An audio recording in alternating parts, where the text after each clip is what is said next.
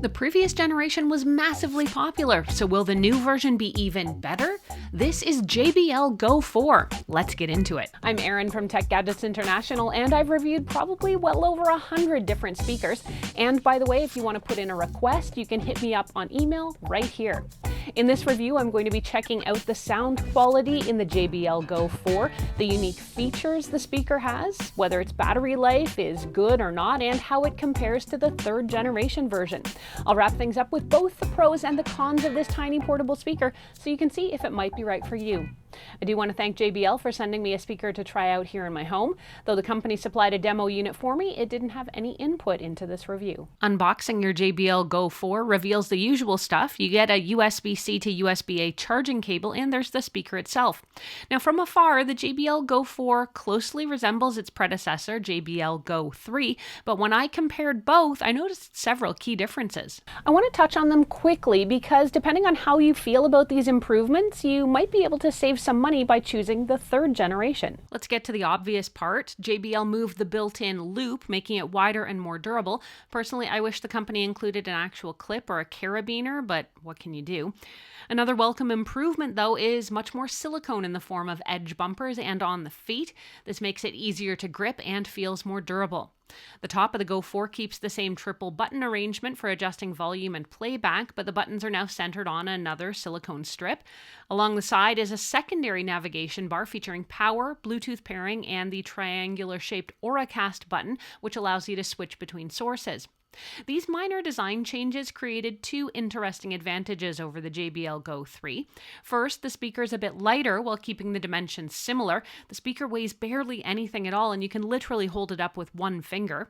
The Go 4, like the previous version, boasts an IP67 waterproof dustproof rating, but the second interesting upgrade is that JBL Go 4 finally floats, which I confirmed after tossing it in the sink. Unsurprisingly, the JBL Go 4 lacks a 3.5mm audio jack like the older model, and the USB-C port found on the right-hand side is strictly for charging. Setup is pretty straightforward. Just hold the power button until you hear that familiar JBL sound, and then head to your phone's Bluetooth menu and tap to connect.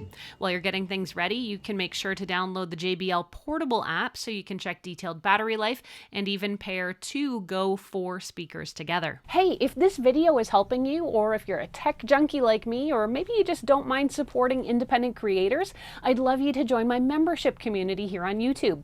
You get early access to videos, bonus content, and the opportunity to suggest new reviews for me. Sign up today using the button below my video. Let's start with the sound quality, and I want to open with one caveat. With a speaker like this, you are prioritizing portability over audio quality, and there's no getting around this. Now, this speaker gets surprisingly loud, which is great if you're taking it hiking or camping. It definitely sounds bigger than it is. Where it suffers is in the depth. There's definitely a high-end rasp to it where you'll hear a lot more treble, think lots of hi-hat, and it does have some scratchiness to the bass too. Now despite that, the vocals are quite clear and sound pretty accurate.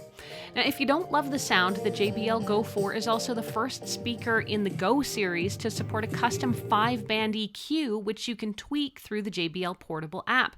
Now while it does take some of the edge off, don't expect miracles. In a nutshell, of course, you're not getting home stereo level sound, but that's not the point. And what you are getting for a speaker this size is actually pretty enjoyable.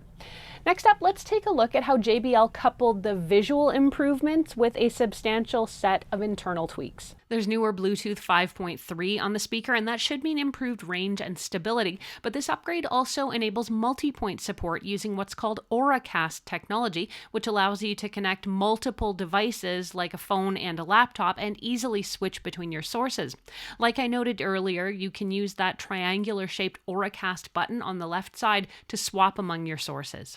I'm a huge fan of this technology because I love having my tablet and my phone connected, and this just makes life so much easier. I was really glad to see I could easily link the Go 4 to the JBL Flip 7 I'm also reviewing to give me more room-filling sound. And with most older speakers, pairing two disparate models like this isn't even possible, so a big high five to AuraCast. Let's shift to battery life. JBL equipped the Go 4 with a slightly larger battery, 850 milliamp hours here, boosting the average runtime to about 7 hours, whereas the Go 3 only had about 5 hours. Now, while I was hoping for double-digit battery life figures, I'll welcome the small improvement here considering how light this speaker continues to feel. And again, with this speaker, the name of the game is portability and lightweight, so the low battery life here, I guess, is not surprising. Now, there is still no fast charging in here, and the Go 4 does take 3 hours to charge, which, given its limited runtime, is kind of substantial. Now, if you buy a second JBL Go 4, you can use the JBL Portable app to pair both of your speakers and form a mini true wireless stereo setup using the new AuraCast feature.